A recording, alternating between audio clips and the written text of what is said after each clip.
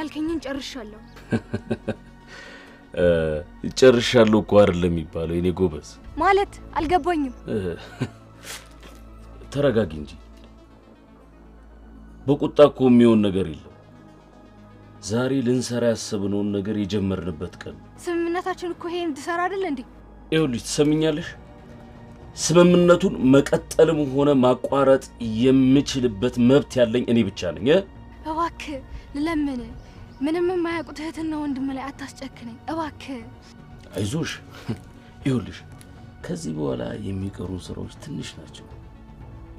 ይኸውልሽ ከዚህ በኋላ የምታረጊውን አሁን ስሚኝ። እንዴ ደሞ ምንድነው ማደርገው? አንተነህ ደፍሮኛል ብለሽ ሄደሽ ክስ ትመሰርቻለሽ። ምን?